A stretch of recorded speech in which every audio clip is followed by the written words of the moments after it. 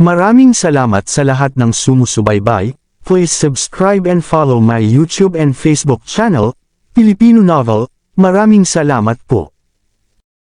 Kabanata 311. Sa makabagong panahon, ang paglalakbay sa Chaos Realm Sea ang tanging daan mula sa Devil Realm patungo sa Celestial Realm.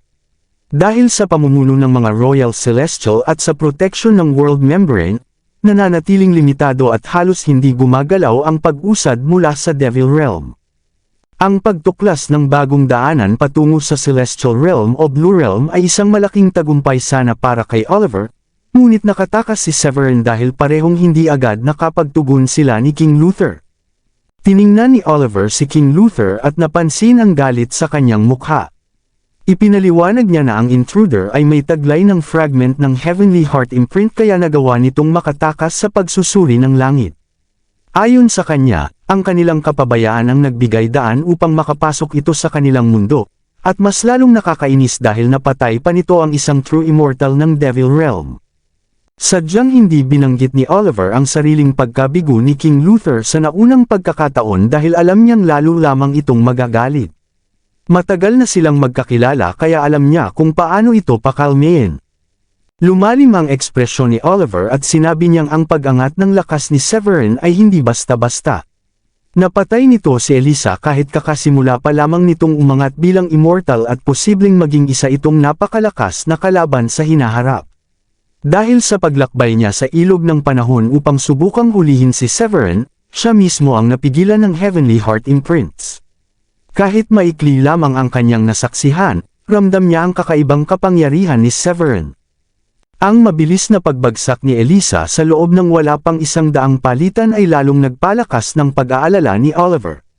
Nanatiling tahimik si King Luther, ngunit ang kanyang aura ay sumabog at nagpalaganap ng celestial pressure na yumanig sa buong Devil Realm. Ang kanyang kabiguan sa Blue Realm ay maaaring ipaliwanag dahil sa limitasyon ng projection at presyon ng mundo.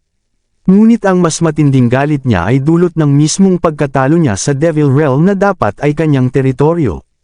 Sa gitna ng galit, tiningnan ni King Luther ang wasak na rift at malamig na sinabi na darating ang araw ng paghihiganti kapag nagtagpo ang mga mundo.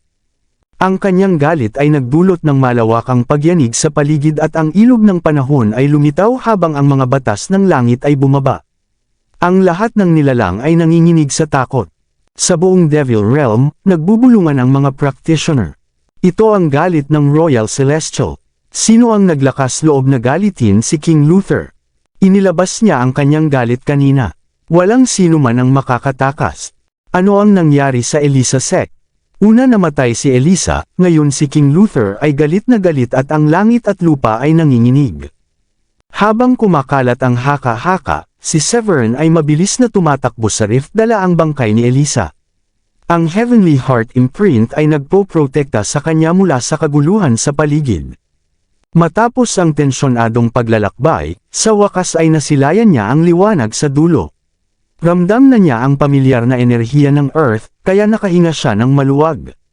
Napaisip siya at sinabi na ang agwat ng lakas ng True Immortal at Royal Celestial ay talagang napakalaki. Kung wala ang Heavenly Heart Imprints ay matagal na siyang patay. Bagaman siya ay isang perfect stage True Immortal na halos katumbas ng Celestial Lord, ang kapangyarihan ng palm print ay nagdulot sa kanya ng primal fear. Ang kamay na iyon ay naglalaman ng 3,000 batas na parang isang kaguluhang may sariling kamalayan at may kapangyarihang sumunod ang buong mundo. Ang manipis na pagtakas na iyon ay nagpasiklab sa kanyang pagnanais na lumakas. Dahil sa paparating na pagsasanib ng mga mundo, ang Blue Celestial Realm ay babalik sa primitive state at ang mga True Immortal ay maaaring mawalan ng halaga. Ang minimum na kailangan ay maging Royal Celestial. Umiling si Severin at sinabi sa sarili na iyon ay para sa hinaharap at ang una niyang dapat gawin ay maabot ang perfect stage True Immortal. Mabilis siyang tumungo sa dulo ng rift at bumalik sa Sky Blue sect. Tiningnan niya ang bitik at ginamit ang batas ng espasyo upang isara ito ng tuluyan upang hindi masundan ng Royal Celestial. Nasiyahan siya at dinala ang bangkay ni Elisa papasok sa Sky Blue sect. Sa loob ng humigit kumulang 1/4 ng oras na wala si Severin, mabilis na nag-ikot sina Larry, Nick, at ang kanilang mga kasama sa Sky Blue sect upang iligtas ang mga disipulo at magbigay ng gamot sa mga malubhang na sugatan. Samantala, sa kabilang dako, dumating na sina Diane at Gilda kasama sina Rachel at ang anak ni Gilda na si Hardin. Nang biglang lumitaw si Severin mula sa kawalan, si Diane ang unang nakapansin sa bangkay ni Elisa. Ang katawan nito ay naglalabas pa rin ng malakas na aura at ang maputlang balat nito ay nababalot ng batas ng kamatayan. Ang espasyo sa paligid ay tila baluktot at parang handang mabiyak anumang sandali. Isang sulyap pa lamang sa bangkay ay sapat na upang manggilabat ang lahat. Para bang may hindi maipaliwanag na puwersa na nagtutulak sa kanila na magpakumbaba. Alam nilang ang katawan na iyon ay dating pagmamay-ari ng isang makapangyarihang nilalang na kinatatakutan maging ng langit at lupa. Lalong namutla sina Diane at Gilda dahil ang aura nito na may halong kamatayan at pagkawasak ay mas malakas pa kaysa sa mga semi-immortal sa Grundy Uno Sacred Land. Agad nilang nakilala na ito ay bangkay ng isang true immortal. May pag-aalala sa mukha ni Diane nang tanungin niya si Severin kung ayos lang ito. Ayos lang ako, sagot ni Severin upang pakalmeyan siya. Lumapit ang mga leader ng dating 12 hall kay Severin matapos makumplito ang rescue mission. Lumuhad sila sa harapan niya at sunod-sunod na nagtanong. Ligtas ba si Gracie? Sino ang natalo mo? Supreme Paragon ba siya? Nanginginig ang kaluluwa ni Larry at ng iba pa habang tinitingnan ang bangkay ni Elisa. Sa kabila ng kanilang lakas bilang Supreme Saints, ramdam nila ang matinding takot. Ang kanilang karanasan sa mga nakaitim na practitioner mula sa Devil Realm ay nagbigay sa kanila ng kaalaman sa mas mataas na antas ng mundo. Dahil sa ipinakita ni Severin sa labanan, hindi nila maiwasang isipin kung naging Supreme Paragon na ba siya sa loob lamang ng 2 taon. Kalmado lamang si Severin at sinabing, isa itong true immortal. Ang katahimikan sa kanyang boses ay lalong nagpalakas ng pagkabigla ng lahat. Nanigas sa gulat sina Larry at ang iba pa. Isang true immortal. Ibig sabihin isa ka na bang immortal? Noong pagsalakay sa Sky Blue sect, nabigyan sila ng ideya ng mga nakaitim na practitioner tungkol sa mga antas na lampas sa Supreme Saint. Para sa kanila, ang Royal Paragon ang sukdulang lakas at ang Supreme Paragon ay halos alamat lamang. Inakala nila na posibleng maabot ni Severin ang Supreme Paragon sa loob ng 2 o 3 taon. Ngunit hindi nila inakala na maabot niya ang pagiging immortal at makapatay pa ng true immortal. Ang revelasyong ito ay parang pagsabog sa kanilang isipan at nagdulot ng bulong-bulungan sa buong Sky Blue sect.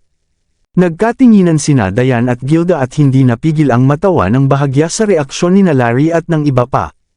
Ngunit hindi na pinansin ni Severin ang kanilang gulat, sa halip ay napatingin siya sa batang nasa tabi ni Rachel at Gilda. Ang bata ay may kumikislap na mga mata na parang bituin at agad niyang naramdaman ang kakaibang koneksyon ng pamilya. Nakilala niya na ito ang kanyang anak na si Hardin. Napansin ni Rachel ang tingin ni Severin kaya lumuhad siya ng bahagya at maingat na hinawakan ang maliit na kamay ni Hardin. Mahal, kumusta ka naman, sabi niya nang mahina kay Hardin. Greet mo ang tatay mo. Ngunit nanatiling mailap si Hardin dahil sa pinagdaan ng takot, kaya nagtago siya sa likod ni Rachel. Nang makita ito ni Gilda, bumalik sa kanyang isip ang araw na ipinagkatiwala niya ang kanyang sanggol kay Rachel. Lumipas ang ilang taon na parang kisap mata at ang takot sa mukha ng kanyang anak ay parang humaplo sa kanyang puso kaya hindi niya napigil ang mapaluha. Lumapit siya kay Hardin at marahan itong hinaplo sa ulo. Naaalala mo pa ba ako? Ako ang nanay mo, bulong niya ng malambing. Maging si Rachel ay naiyak habang hinahaplos ang ulo ng bata. Ito ang nanay mo, Hardin. Naalala mo ba noong lagi mong tinatanong kung nasaan ang nanay at tatay mo? Dahil sa mga salita ni Rachel, unti-unting lumabas si Hardin mula sa likod niya at tiningnan si Gilda na may halo ng kaba at pag-asa. Ikaw ba ang nanay ko? Tanong niya ng mahina. Hindi napigilan ni Gilda ang kanyang emosyon at niyakap ng mahigpit ang anak habang umiiyak. Oo anak ko, ako ang nanay mo, sagot niya na puno ng luha ng tuwa. Nagliwanag ang mukha ni Hardin sa saya. Nanay ko, ikaw ang nanay ko, sigaw niya ng masaya. At nasaan ang tatay ko? Tanong niya agad. Pinunasan ni Gilda ang kanyang luha at itinuro si Severin. Iyon siya. Tiningnan ni Hardin si Severin nang may bahagyang kaba, ngunit dahil sa mga ngiti ni na Gilda at Rachel, unti-unti siyang napanatag. "Hi, Tay," sabi niya nang may bagong sigla. Mahinang natawa si Severin habang tinitingnan ng bata at napansin niya ang tibay ng loob nito. Sa kabila ng takot, malinaw na malakas ang espiritu ng bata at ikinasiya niya ito. Lahat ay nakaramdam ng saya sa eksena. Noon pa man ay madalas magtaka si Hardin kung bakit may magulang ang ibang bata at wala siya. Kaya nang makilala niya ang kanyang mga magulang, labis ang kanyang saya at simple lamang ang kanyang kaligayahan ngunit totoo.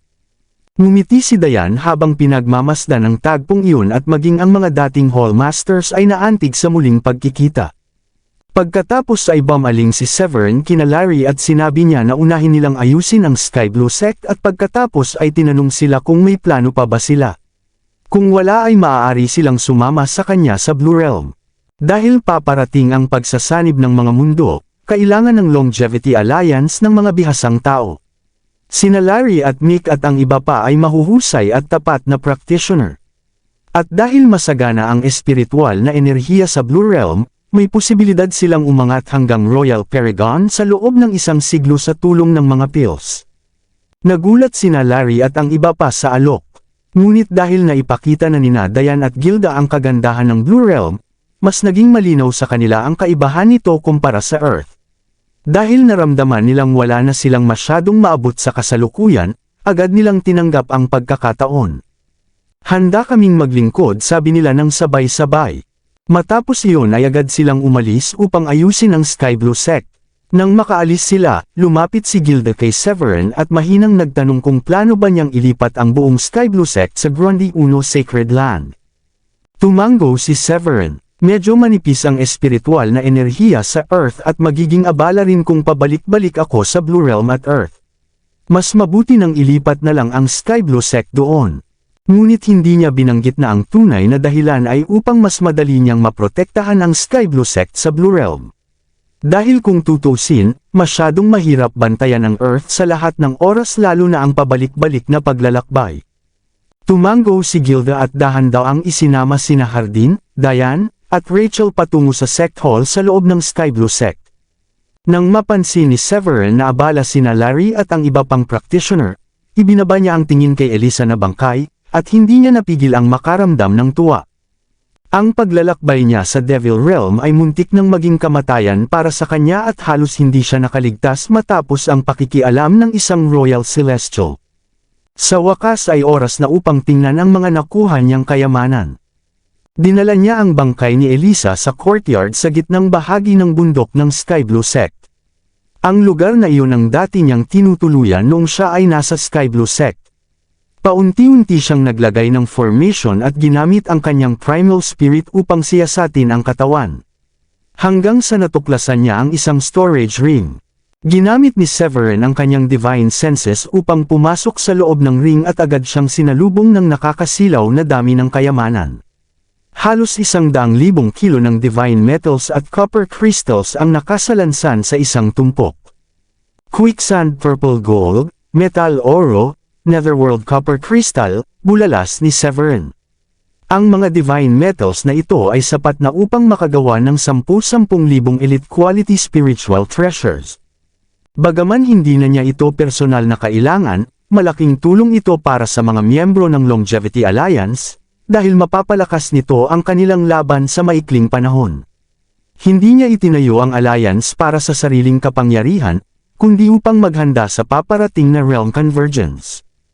Alam niyang ang mga nasa ilalim ng True Immortal ay halos walang laban sa Royal Celestial o True Immortal. Kaya kapag naganap na ang pagsasanib ng mga mundo, kailangan niyang umasa hindi lamang sa sarili kundi pati sa kanyang mga tao. Ang mga divine metals na ito ay malaki ang maitutulong sa problema ng kakulangan ng armas para sa mga disipulo ng Alliance. Sa paglipat ng kanyang kamalayan sa mas malalim na bahagi ng ring, natagpuan niya ang mahigit 10 piraso ng divine gold na kasing laki ng kamao. Bawat isa ay naglalabas ng liwanag ng batas. Ang Lumi Gold ay kumikislap na parang walang katapusang liwanag at Lotus Purple Gold ay may berdeng lotus na tila namumukadkad. At nang mas lalo pa niyang tiningnan, natuklasan niya na hindi lang 10 kundi 30 piraso ang kabuuan. Napakaganda bulalas ni Severin, halos walang kayang tumapat dito sa Blue Realm. Naalala niya kung paano niya kinailangan libutin ang buong Blue Realm para lang makakuha ng 10 piraso ng Divine Gold sa loob ng isang taon. Ngunit si Elisa ay may 30 piraso sa isang ring lamang. Sa pagninilay niya, naisip niyang si Elisa ay isang immortal mula pa sa sinaunang panahon at nabuhay ng daan-daang era. Kaya natural lamang na marami itong naipong yaman sa paglipas ng panahon. Matapos pigilan ang kanyang kasiyahan, maingat na inipon ni Severin ang mga Divine Gold at nagpatuloy sa paghahalughog sa loob ng ring. Hanggang sa natagpuan niya ang isang pilak na Jade Plaque, gintong Jade Plaque, isang kahon na gawa sa Spiritual Jade, at isang piraso ng parchment na tila mapa. Kabanata 3015. Matapos kunin ang mapa, natuklasan ni Severin na ito ay mapa ng Devil Realm. Detalyado rito ang iba't ibang puwersa sa loob ng mundo at pati na rin ang impormasyon tungkol sa mga banyagang lahi sa labas ng hangganan. Pagkatapos ng mahabang katahimikan, napabuntong hininga si Severin. Sino ang mag-aakalang ang sakop ng Devil Realm ay daan-daang milyong milya ang layo? May daan-daang true immortals ito at marami pang mas malalakas na banyagang nilalang. Ang simpleng pag-iisip pa lamang nito ay nagdulot ng kilabot sa kanya.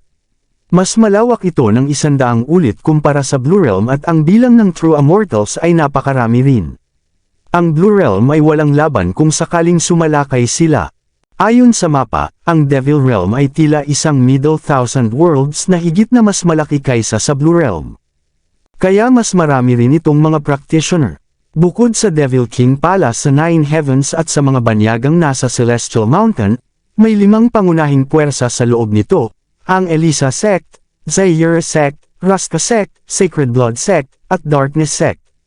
Ang mga ito ay may mga quasi-Royal Celestial o True Immortals na kayang tumapat sa Royal Celestial at ang kanilang impluensya ay umaabot sa daan-daang milyong milya. Sa ibabaw, ang pinuno ng Devil Realm ay ang Royal Celestial na si King Luther. Siya ay ipinanganak noong sinaunang panahon at kalaunan ay naging Royal Celestial. Kaya niyang lumampas sa 3 mundo.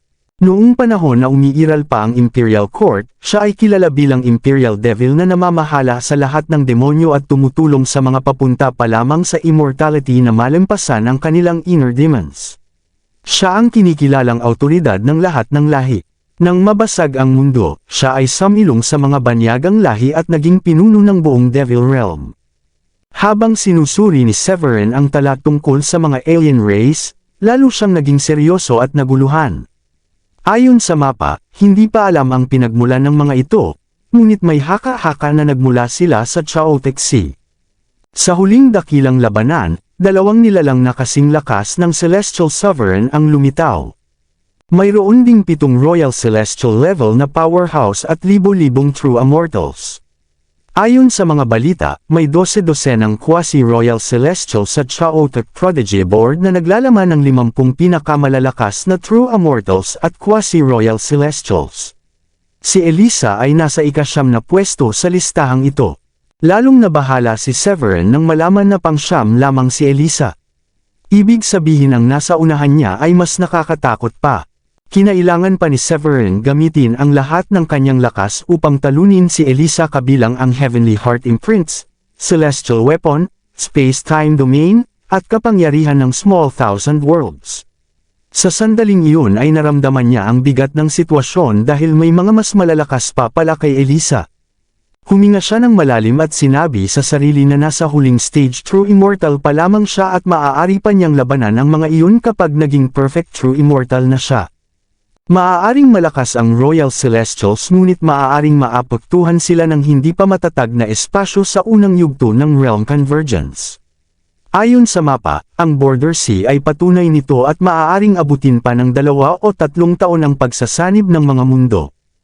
Hindi ito mangyayari agad, ito ay isang mahabang proseso. Ang Devil Realm ay konektado na sa Celestial Realm at tanging Border Sea lamang ang naghihiwalay dito. Inakala ni Severin na mauuna munang magsanib ang Blue Realm sa Celestial Realm bago ang Devil Realm kaya bahagyang gumaan ang kanyang loob. Noon pa man ay inaalala niya na maaaring magdulot ng gulo si King Luther kapag nagsimula ang merger, ngunit dahil may 2 taon pa para maghanda, napigilan niya ang kanyang sarili na mag-alala ng sobra. Matapos masuri ni Severin ang mapa, inilagay niya ito at ibinaling ang atensyon sa kahon at sa dalawang jade clock. Ang parehong jade clock ay magkapareho ang sukat ngunit magkaiba ang kulay. Ang isa ay pilak at ang isa ay ginto. Ang mga ito ay may restriction ni Elisa kaya malinaw na napakalaki ng halaga nito. Dahan-daang kinuha ni Severin ang silver jade clock at ginamit ang kanyang celestial power upang sirain ang restriction at ipasok ang kanyang divine senses. Sa isang iglap, isang banal na kasulatan na puno ng asensya ng kamatayan at pagkawasak ang lumitaw sa kanyang isipan. Matapos ang ilang sandali, dahan-dahan niyang iminulat ang kanyang mga mata na kumikislap sa tuwa. Ang nilalaman ng jade clock ay ang turo ni Elisa na tinatawag na Parnava Scripture. Isang sinaunang teknik ito na nakatuon sa landas ng kamatayan. Hindi gaanong interesado si Severin dito dahil ang inner world skill na kanyang tinatahak ay mas mataas pa kahit kumpara sa Green Emperor Wood Emperor art. Kaya ang paglipat dito ay hindi niya naisip. Ngunit nakakuha ito ng kanyang interes dahil ito ay galing pa sa panahon bago mabasag ang Blue Celestial Realm, kaya may mga kaalaman itong naiiba sa kasalukuyan. Lalo pa niyang napansin na may dalawang makapangyarihang celestial ability sa loob ng Parnava Scripture na lalo niyang ikinagulat. Sa malawak na mundo ng cultivation, ang mga kakayahang ito ay nagbibigay daan upang manipulahin ang mga batas ng pag-iral. Noong si Celestial Emperor Arman ay umabot sa Enlightenment, inilabas niya ang 36 na divine techniques at 3,000 minor techniques na lahat ay nagbibigay ng kapangyarihang kontrolin ang langit at lupa. Ang dalawang natagpuan sa Jade Clock ay ang Ultimate Sublimation na pang-36 at ang Divine Restriction Seal na pang-35. Matapos maunawaan ito, napahawak si Severin sa kanyang noo at sinabi sa sarili. Buti na lang at hindi pa natutunan ni Elisa ang mga Royal Celestial Powers na ito, kundi hindi ko siya may kukulong sa aking domain.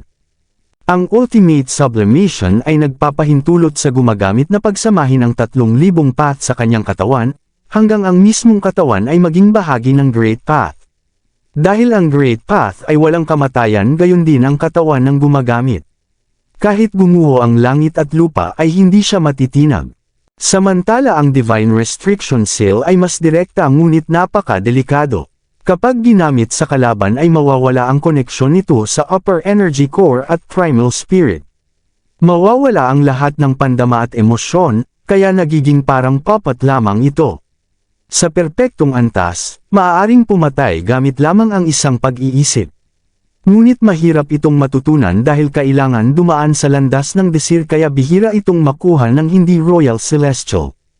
Natuwa si Severin dahil sa hirap nitong matutunan. Kaya siguro hindi ito nakuha ni Elisa. Kung nakuha niya ito ay hindi niya kakayanin ang laban. Matapos isa-isahin ang mga teknik ay inalala niya ito sa kanyang isip at sinabi. Sayang dahil ayon sa tala ang 36 na Royal Celestial Powers ay hindi kumpleto dahil sa pagkabiyak ng Celestial Realm. Ngunit kahit ganoon ay may magandang dulot din ito. Habang binabasa niya ang mga kakayahan, nakaramdam siya ng kilabot lalo na sa Divine Restriction Seal at Ultimate Sublimation. Pati ang pangalawang ranked space-time reversal ay hindi lamang simpleng paglalakbay sa ilog ng panahon kundi kakayahang baligtarin ang daloy ng oras mismo. Ang lahat ng ito ay halos mahiwagang pamamaraan na talagang lampas sa paniniwala. Ang pinakamataas na antas ay tinatawag na Mediator Creation. Ito ay kayang lumikha ng pag-eral mula sa wala, lampasan ang kamatayan, baligtarin ang mga batas ng langit at lupa, at magbigay ng kaliwanagan sa lahat ng nilalang sa isang iglap. Ramdam ni Severin kung gaano ito kalayo sa kanyang abot. Ang paglikha mula sa wala, pagbaligtad ng kamatayan, at paghubog ng realidad ay kapangyarihang higit pa sa lahat ng umiiral. Tanging ang alamat na Celestial Regent na nasa itaas pa ng Royal Celestial ang maaaring gumamit nito. Sa kabutihang palad, ang antas ng pagkatuto sa mga Royal Celestial Technique ay napakataas at tanging mga Royal Celestial lamang na nakamit na ang Enlightenment at lumampas sa karaniwang tadhana ang may kakayahang makagamit nito. Ang pangunahing kinakailangan ay ang pag-unawa sa 3,000 path. Naramdaman ni Severin ang pagliyab ng kanyang kalooban at punong-puno ng pagnanais ang kanyang mga mata. Kapag naging perfect stage true immortal ako at napag-aralan ko ang lahat ng batas ng aking small thousand worlds, magkakaroon ako ng pagkakataong magamit ang mga dakilang kapangyarihang ito kahit wala pang Royal Celestial Enlightenment bulong niya sa sarili. Sa pagnanais na iyon, halos mapuno siya ng emosyon. Matapos makuha ang dalawang Royal Celestial Divine Techniques mula sa Silver Jade Plaque, agad niyang ibinaling ang tingin sa Golden Jade Plaque. Ano naman kayang sekreto ang laman nito? Sa isang galaw ng kanyang kamay, sinira niya ang restriction at pinayagan ang kanyang divine senses na pumasok dito. Sa ilang sandali pa lamang ay natigilan siya habang nakatitig sa Jade Plaque. Hindi ka pani-paniwala bulong niya.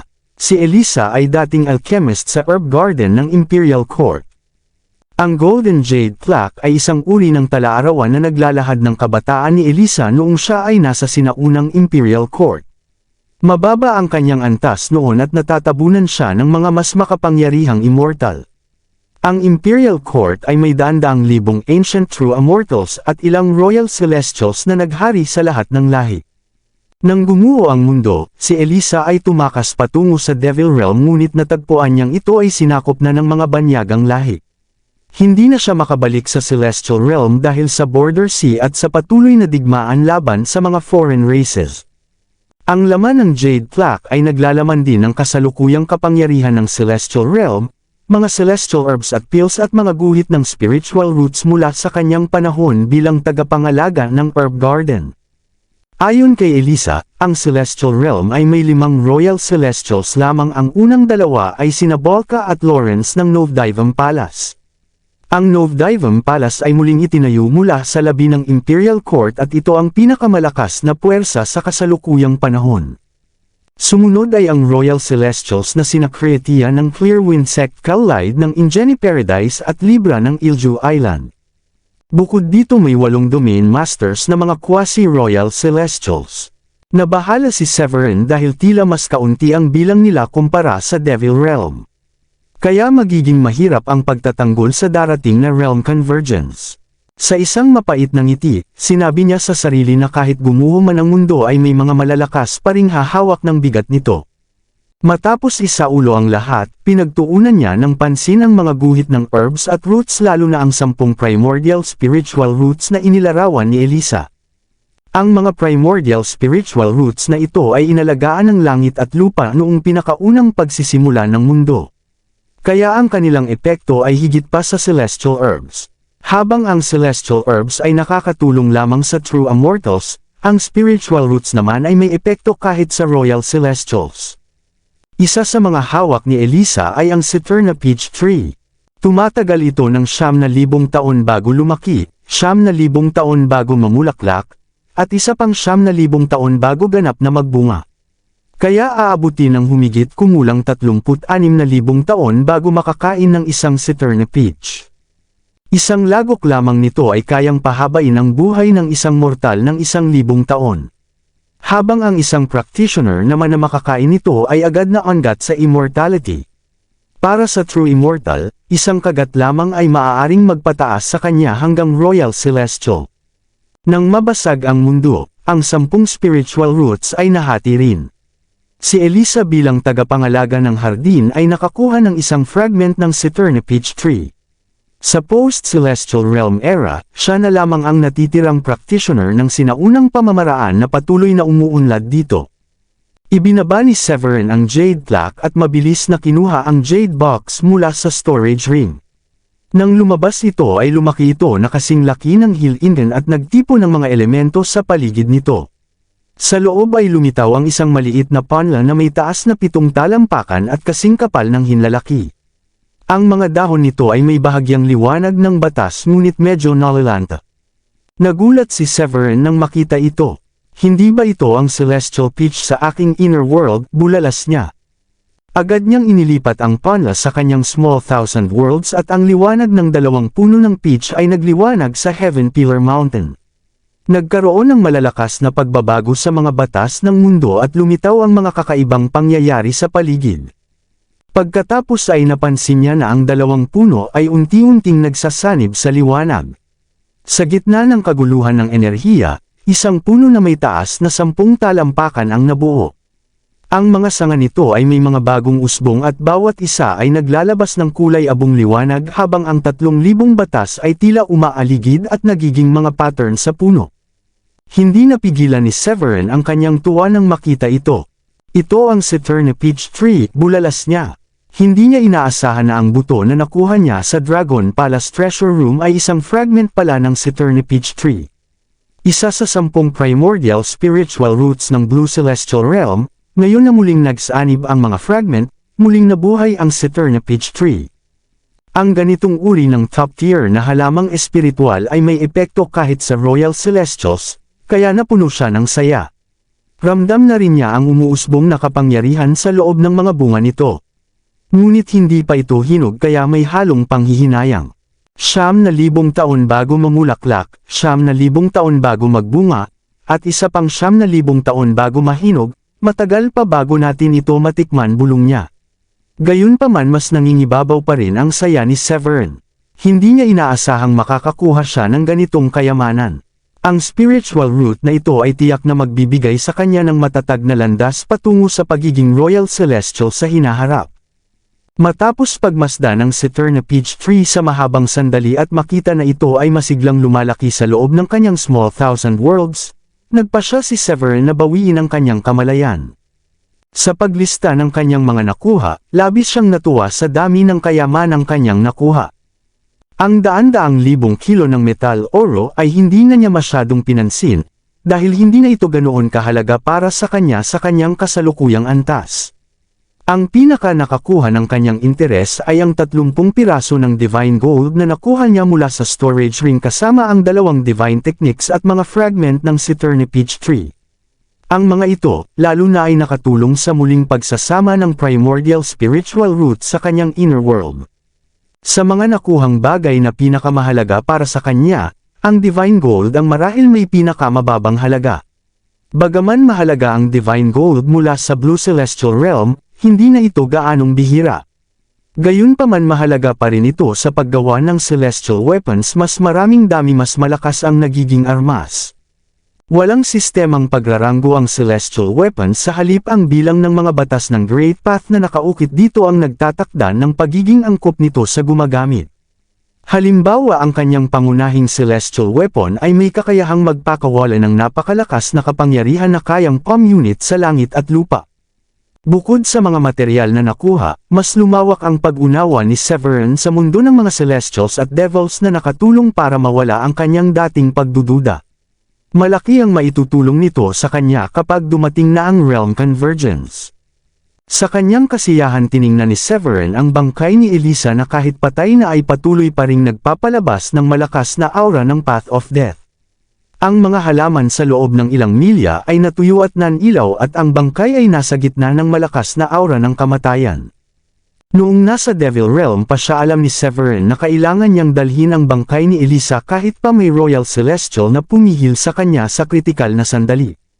Ang lakas ng Path of Death mula sa bangkay ay napakalakas, dahil si Elisa ay isang sinaunang true immortal na piniling tahakin ang landas ng kamatayan sa pamamagitan ng pagkuha ng isang batas ng langit at lupa at gawin itong kanya.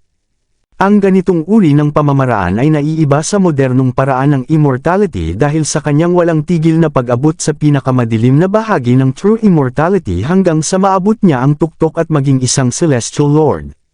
Ang ganitong uri ng nilalang ay may napakalalim na pag-unawa sa Great Path. Bagaman ang makabagong paraan ng immortality ay hindi na nakasalalay lamang sa mga batas ng langit at lupa at mas iba na ang mga landas patungo sa immortality, hindi pa rin matukoy ni Severin kung alin ang mas mabuti. Gayunpaman ang natitirang aura ng Path of Death sa bangkay ni Elisa ay nakapagpukaw ng matinding interes sa kanya at naramdaman niyang maaari pa niyang mas lubos na maunawaan ang Path of Death kung magagamit niya ito. Para sa mga true immortal, ang pangunahing layunin ay ang maunawaan ang 3,000 landas ngunit hindi ito madaling maabot. Bawat landas ay kumakatawan sa pinakamataas na antas ng langit at lupa at ito ay sumasalamin sa tunay na batas ng mundo na hindi kayang maabot ng karamihan sa kanilang buong buhay. Ang pag-abot ni Severin sa huling stage na true immortal sa loob lamang ng 2 taon ay dahil sa tulong ng Heavenly Heart Imprints at ng original space ng Blue Realm. Kung wala ang mga ito, maaari siyang manatiling stuck bilang early stage true immortal. Bukod sa kanyang kahusayan sa space-time path at swordsmanship, mababaw pa rin ang kanyang pag-unawa sa ibang mga landas. Bagaman may maliit na pag-unlad na siya, malayo pa ang kanyang lalakbayin upang maabot ang ganap na mastery. Ang perpektong paghasa ng isang landas lamang ay hindi pa sapat upang maabot niya ang kanyang layunin na makita ang kanyang tunay na sarili at maging isang Royal Celestial. Dahil ang bawat Royal Celestial ay naghahari sa sarili nilang domain. Bagaman ang inner world skill na kanyang sinasanay ay tumutulong sa paglago ng Small Thousand Worlds, mas lalo pang naging mahirap ang pag-unawa sa mga batas pagkatapos niyang maging true immortal. Ang malakas na aura ng Path of Death mula sa bangkay ni Elisa ay naging isang napakakaakit-akit na pagkakataon para sa kanya. Kabanata 3020. Umiling si Severin at pinigilan ang sarili na mag-isip ng sobra. Sa isang desididong galaw, hinawakan niya ang bangkay ni Elisa at direktang inilagay ito sa loob ng kanyang Small Thousand Worlds. Kahit patay na, ang bangkay ng isang true immortal ay may natitirang kapangyarihan na kayang tumagal ng napakahabang panahon. Sa pagmasid sa bangkay sa loob ng Small Thousand Worlds, ginamit ni Severin ang kanyang divine senses at pinilit ang kapangyarihan ng langit at lupa upang sirain ang bangkay.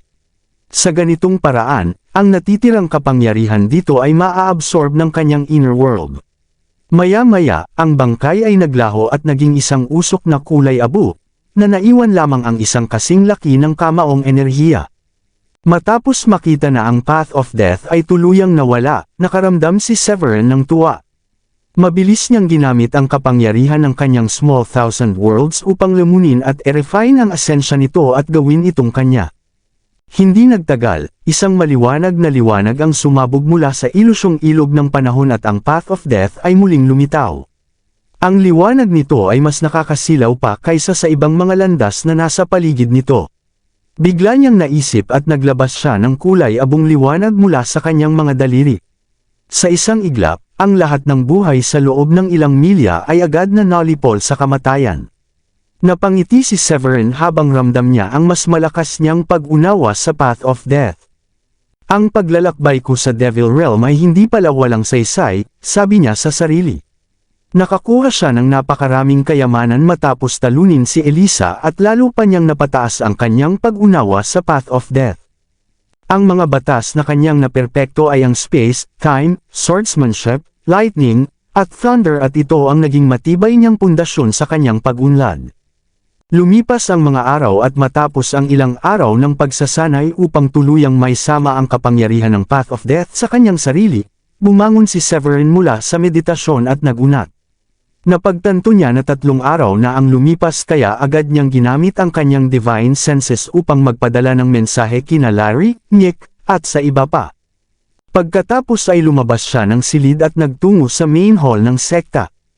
Habang naglalakad, napansin niyang naibalik na sa maayos na kalagayan ang Sky Blue sect kahit na dati itong magulo. Pagdating niya sa main hall, naroon na ang lahat. Sina Diane, Gilda, at Hardin ay naroon din. Humarap siya sa 12 Hall Masters at nagsalita. Ano ang tingin ninyo kung sasama kayo sa akin papuntang Blue Realm? Nagkaroon ng ingay at bulungan sa grupo dahil narinig ni Larry, Nick, at iba pa ang maraming magagandang kwento tungkol sa Blue Realm mula kay Gilda. Kaya ang alok ni Severin ay nagdulot ng matinding pagkagulat at tuwa. Totoo ba ang alok na ito? Tanong ni Larry na may kislap ng pag-asa sa mga mata. Ang deputy sect leader na si Rachel na nasa tabi niya ay tumingin din kay Severin na may pagnanasa at pag-asa. Narinig ko kung gaano kalaki ang Blue Realm mula kay Gilda. Masaya akong sumama. Sina Yaidel, Nancy, Yuka, at ang iba pa ay ganoon din ang naramdaman. Bagaman noong una ay nagdadalawang isip sila dahil baka maging pabigat lang sila kay Severin dahil sa mababang antas ng kanilang cultivation, ngayon ay tinanggap na nila ang pagkakataon na sumama sa Blue Realm ngayong si Severin ay isa ng immortal.